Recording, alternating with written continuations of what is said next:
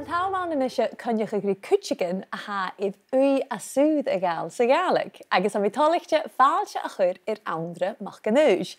Ní sé Anndra sána crossabast an in Ilan Lewis a ha bh hús get a bh firach an in sealhan nuach san blian in ga, agus saun ó hiúna Gàidhlig a gabhú Aoigh an sa Gaelic. Cur sanna thuige cho fata sé dhéanamh. Rhaid mi tar siúl nuair bhain mi na Aoigh. Thunig mi tar cultúrún agus dúchanan atí-eailachte agus chóirtar raim agus bheith gma intinach ach Steo híd háise mi a faracin bhuiigh an fata falla fan na cultúrach am hín. Agus cimir a chaú timimichail an dún sa chuch? Ba céad ruút a raim mi agus a raim mi sin a riamh get ha tamaldeoch háise mi a brín Gaelic ní mo farant an ha mi hógáil as a taí le Gaelic agus get a bheith Gaelic acin agus bheith sin a tix húla cáil bheith sin a fracart as a bearla. Sé céim mór a sin a bhí brín bhí a fadantain an an Gaelic a díist. Sin go le cut amach a mis meach agus mi táid go bhfuil córamach an rás a bhí a brín Gaelic ní mo fadantain. Agus is sé gút bliadhnaichean a chuir seachad na thuúr, hánéis na dolanach? Bheith mi bhúlta an scíal leis an opar bheith mi a ddíanú. A bheith cártaráim a bhí cúpa mar thuir ach a mi son búlta an ddífar a dhéanú. Go mi an an Gaelic agus seachán bheith ordach am lámh agus seachán is sin bheith mi am hí an a classroom géisteach rud go mbeadh grammar agus spárdach agus bheith dúlaich a dóráiseach bheith is worth it, definitely worth it. Agus sé céim Gaelic a há díanamh sin cearstí. Ha maiú a bhí a garachuch bud ha díanú. Ha díanú na rúd fat a bheithe ha sé scíile an níos maiú. A bhfuil chom an agad a bhí cléachcuh na Gaelic an scíad an moch?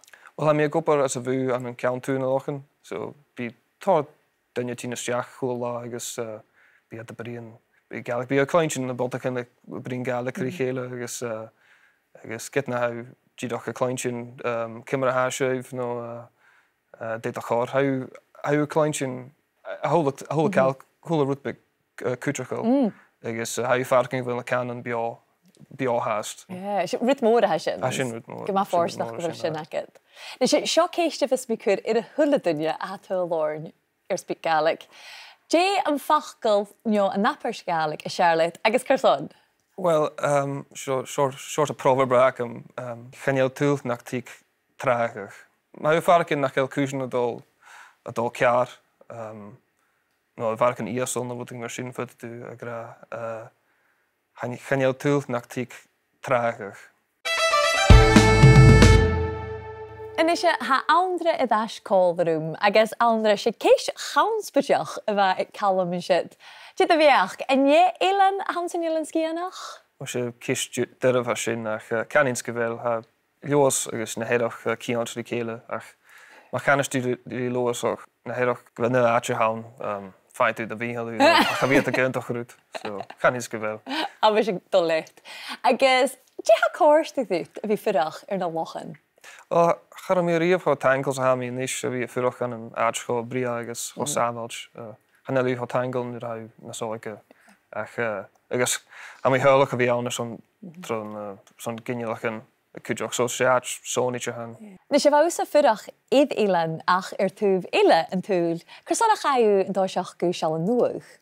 Well, mi farcin bhuiigh an luasca nach, agus bha mí son seall nua fécin fatam a bhéthe. Tá tealach nó ach am nó as a Wellington, so a cíalteacham, a brútbe cíalteacham rí Wellington. Bha mí firach cóladú son 3 míasan, agus rain a tódió. Cimar a bheith seallan nuach difrichte bh Ilan Lewis? Barachir a dhéanú céinteach, a tóil barachir a dhéanú agus sé bailte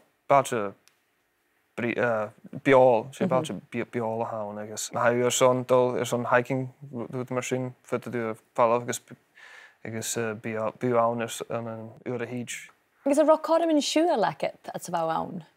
Bheit, chaimi mór ac am an Ilan an Pacific, chaimi go Samoa son grisach le sin at díadach míabhalach. Rúd buach mór orm, nu cosach sias an stráidin an na clachan óan bíalah na taíon as a garach. So a tealach a cíalach mór gana duine sin. Apad Ilan le cóirsnach láte mar bh ó gra. Ní sé dé an táte an scíide a bearlacht?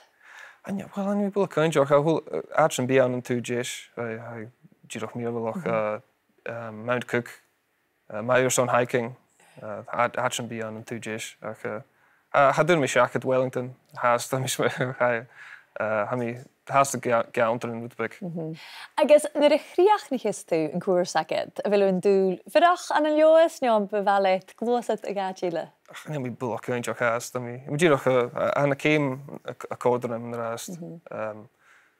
Heich mi farafel na fiachs na codr yn mi ysmyn joch. O, wel, taflid gymwyd sy'n tîn y frin ar SpeakGaelic, agus gyrma heich lecht leis y chwrsa? Dabl dèidh.